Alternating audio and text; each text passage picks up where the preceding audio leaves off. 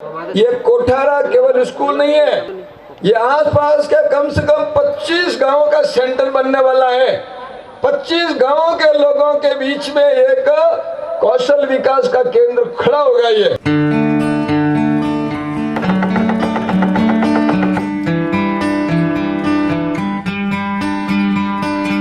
असली काम कोई पढ़ाना नहीं है, असली काम है बालक के अंदर जो अच्छाइयां छुपी हुई है, बालक के अंदर जो पवित्रता छुपी हुई है उसको बाहर निकालना। शिवाजी और राणा प्रताप छुपे हुए हैं, विवेकानंद छुपे हुए इन छोटे छोटे बच्चों में, उनको बाहर निकालने का काम हमारे आचार्य जी करते हैं, हमारी दीदी जी करती है। कोठारा परियोजना एक प्रकल्प, एक संकल्प। भारत का एक बहुत बड़ा भाग वनवासी क्षेत्र रहा है। इन वनवासी बंधुओं को आदिवासी कहकर अंग्रेजों ने इन्हें राष्ट्र की मुख्य सांस्कृतिक धारा से काटने का न केवल प्रयत्न किया, वरन इनकी शिक्षा, दीक्षा और आर्थिक विकास के लिए भी कोई प्रयत्न न करते हुए दलित, शोषित, पीड़ित और उपेक्षित रखा। मेवाड़ और वागड़ का ये जनजातीय प्रदेश है, वहाँ पर शिक्षा की भी कमी रही, ये दूर दराज का क्षेत्र होने के कारण गरीबी रही, वहाँ दूरव्यसनों का भी पर्याप्त प्रभाव रहा। इस कारण से और यहाँ के लोग बाहर पलायन कर गए, तो यहाँ उनका रहना भी नहीं हुआ और जो रहे उनको पर्याप्त शिक्षा भी प्राप्त नहीं हुई।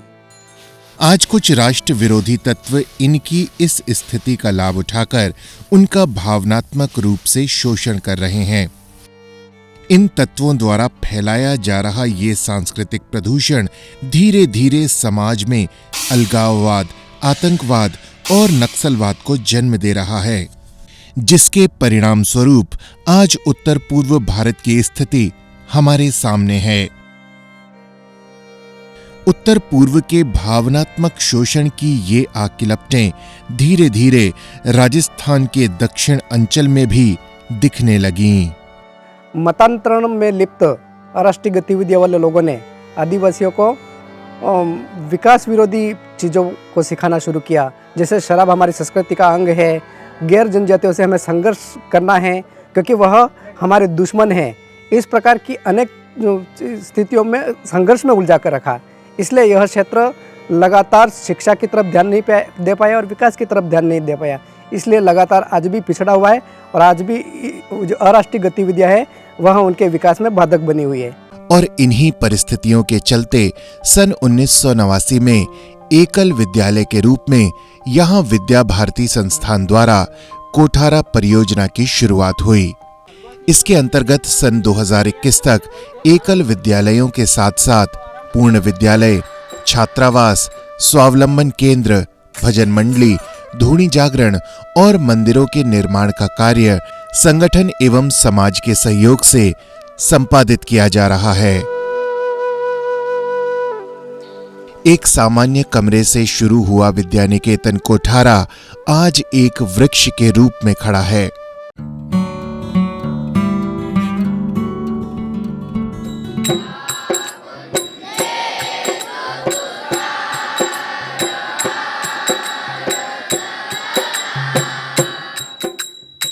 विद्यानिकेतन माध्यमिक विद्यालय कोठारा में कक्षा 1 से 10वीं तक के भैया बहन अध्ययन करते हैं।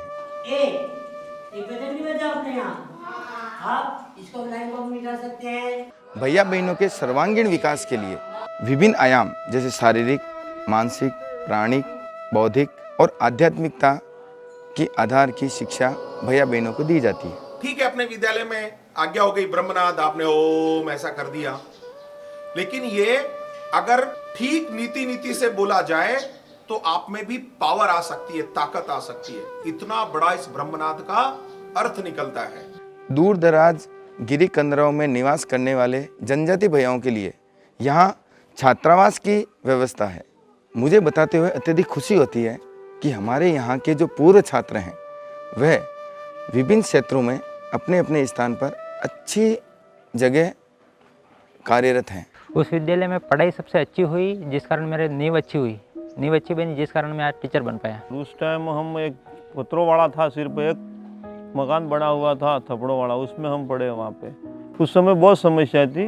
सर भी वहाँ तलवाड़ा से साइकिल लेके पढ़ाने आते थे, चल के आते थे, 10-15 किलोमीटर सर भी पैदल जाते थे। हम भी यहाँ से फिर वो भी साइकिल लेकर सर आते थे, हमको यहाँ से कोठारा लेके जाते थे। फिर हम जंगल में कोई सूप भी जाते थे ऐसे, तो उनको लेके फिर स्कूल जाते थे। 1 2 3 4 5 6 हो गया। इस विद्यालय में 5 जिलों से 52 गांवों के भैया बहन अपना भविष्य संवार रहे हैं।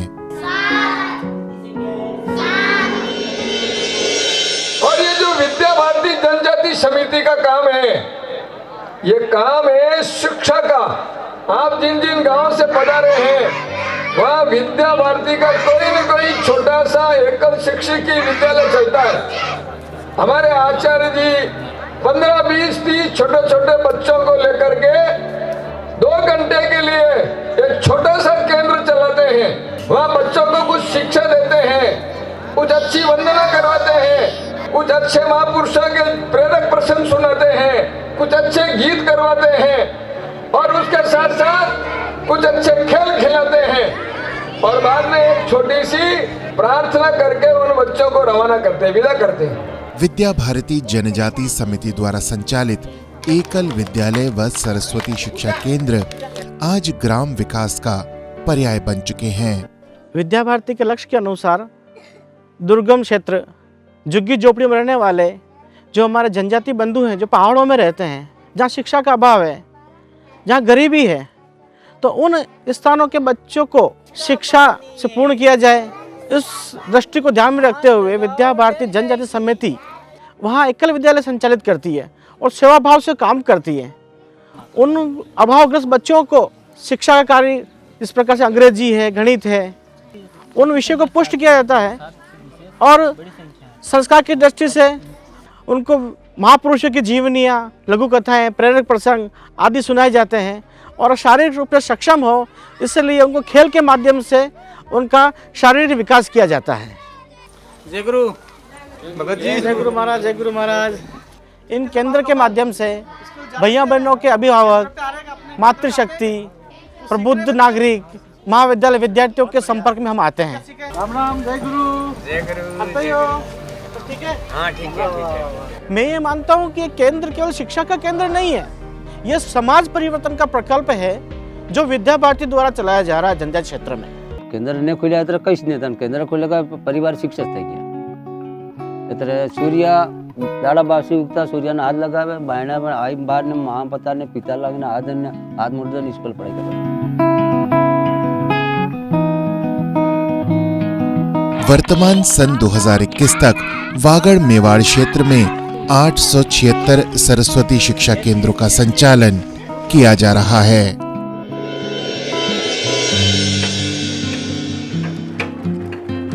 ग्रामीणों के स्वरोजगार एवं कौशल विकास हेतु समिति द्वारा स्वावलंबन केंद्रों का संचालन किया जाता है। यहाँ सर धीरे से, हाँ अब सीधा आने दो।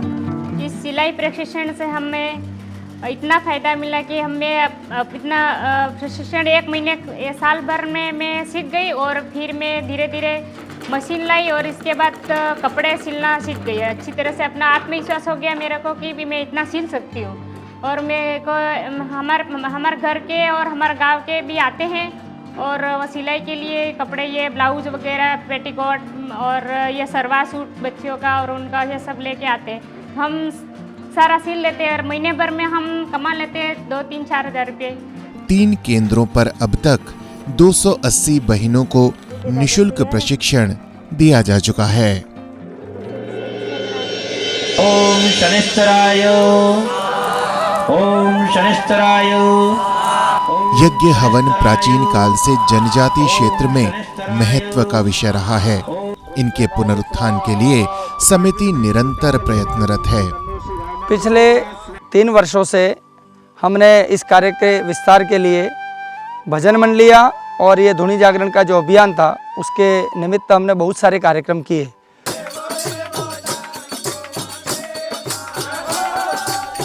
उसमें पहला कार्यक्रम तो उनके गांव में जाकर हमने भजन मंडली आयोजित की। दूसरा कार्यक्रम हमने यहाँ से उनको यज्ञ नारायण की जो ज्योत प्रज्वलित करके ज्योत प्रज्वलित करके यहाँ से दी। तीसरा कार्यक्रम हमने गणेश जी की प्रतिमाएं उनके घर पे जाकर दी। और चौथा हमने समापन के कार्यक्रम में 109 कुंडी यज्ञ करके और उसका विस्तार से हमने समापन का कार्यक्रम किया।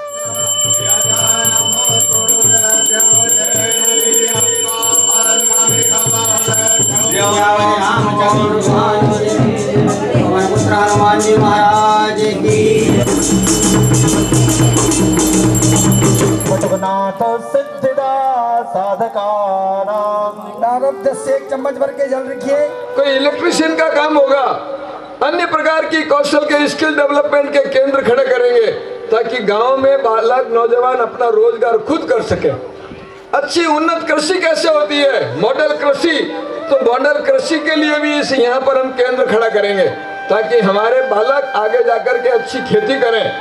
कोठारा प्रकल्प के फलस्वरूप इस परिक्षेत्र में आने वाले गांवों में विकास का मार्ग भी प्रशस्त हुआ है। तो शुरुआत में यहाँ आना, किसी चिकित्सक को लाना या किसी व्यक्ति को लाना यहाँ बहुत मुश्किल था। और अभी भी जो ये सड़क जो बनी है, जो तलवाड़ा से कोठारा होकर के जो आई है केवड़िया में, वहाँ सड़क भी हमने लगभग 10 साल के प्रयत्न के बाद में ये सड़क हम यहाँ बना पाए हैं। और त्रिपुरा सुंदरी से जो रोहाल तक की सड़क जो है उसको ठीक से अभी तक नहीं बन पाई है। अगर वो सड़क बनती है तो इस प्रकल्प के लिए बहुत आगे का जो अपना भविष्य जो अपना जाए वो और अच्छा हो सकता है और सबका अप्रोचेबल हो सकता है। सारे बच्चे हैं, अभिभावक हैं, वो सब लोग यहाँ पर उनका यहाँ आ सकते हैं। ऐसा इस प्रकल्प को ऐसा लगता है उसमें। जैसा कि अब तक आपने देखा बहुत सारे कार्य प्रकल्प इस परियोजना के अंतर्गत चल रहे हैं, लेकिन अभी बहुत सारे काम शुरू करने हैं और हमको बहुत सारा काम आगे करना है। जैसे कि एक चिकित्सा क्षेत्र है, चिकित्सा क्षेत्र में एक तो यहाँ पे स्थायी चिकित्सा प्रकल्प शुरू करने वाले हैं और दूसरा एक चल चिकित्सालय शुरू करने वाले हैं, जिसके माध्यम से आसपास के क्षेत्रों में वहाँ पर जाकर हम चिकित्सा को उपलब्ध कराएं। वैसे ही स्वावलंबन के क्षेत्र में हमने सिलाई केंद्र तो शुरू किया ही है, लेकिन पत्तल दोने बनाने का काम भी हम शुरू करने वाले हैं और बहुत सारा रोजगार उपलब्ध हो उसके लिए अन्य प्रकार की इस प्रकार की स्वावलंबन की योजनाएं शुरू करने का विचार है। जैसे कि प्लम्बर, नल फिटिंग वाले या विद्युत का काम करने वाले, बिजली का काम करने वाले, ऐसे लोगों को प्रशिक्षण देकर हम उनको आगे इस क्षेत्र में स्वयं का रोजगार वो खड़ा करें, इसके लिए कोशिश करने वाले हैं। तीसरा, यहाँ पे एक कोठारा धाम है। उस कोठारा धाम को आध्यात्मिक और सामाजिक चेतना का केंद्र बनाने के लिए हम अनेक प्रकार के मेले, कार्यक्रम आयोजित करके, यज्ञ वगैरह करके उसको हम करने वाले हैं। और ये सारा काम स्थानीय समिति, यहाँ की समिति और समाज के लोगों के साथ मिलके हम पूरा कर लेंगे, ऐसा मेरा पूरा विश्वास है। विद्या भारती द्वारा लगाए गए इस कोमल पौधे को अब रुद्र वट वृक्ष का रूप प्रदान करना है। इसके लिए हम सबको आगे आना होगा। तन, मन और धन से विद्या भारती के इस पौधे को सींचना होगा। हमें विश्वास है कि आप सबका सहयोग, समर्पण और हमारा कर्म इस शोषित, पीड़ित समाज के जीवन में एक नया सवेरा लाएगा।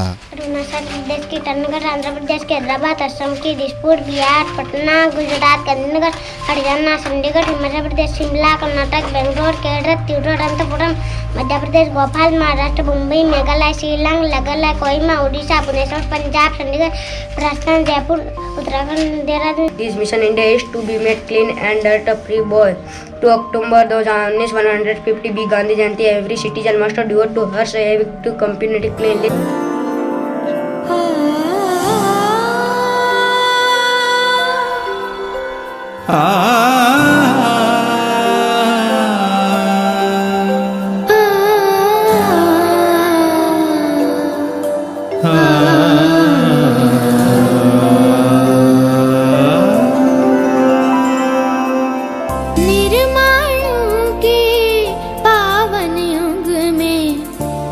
चरित्र निर्माण न भूले, स्वार्थ साधना की आंधी में वसुधा का कल्याण न भूले। निर्माणों के पावन युग में हम चरित्र निर्माण न भूले, हम चरित्र निर्माण न भूले।